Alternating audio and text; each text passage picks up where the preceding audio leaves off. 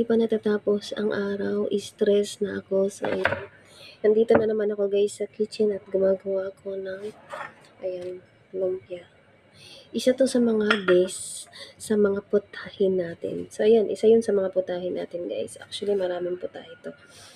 Sumasakit pa ang ulo ko mag-isip. So, dahil nag-iisip pa ako, so samahan niyo ako mag-isip. Diyan lang kayo. Okay? So, ginaganito ko guys. Kinakat ko siya. Wait lang.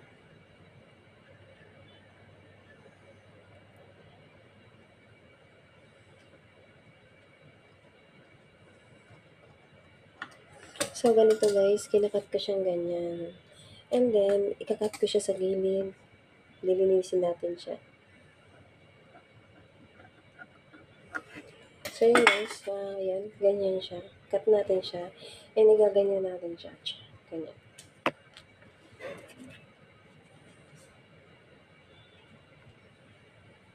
Mamaya na lang guys.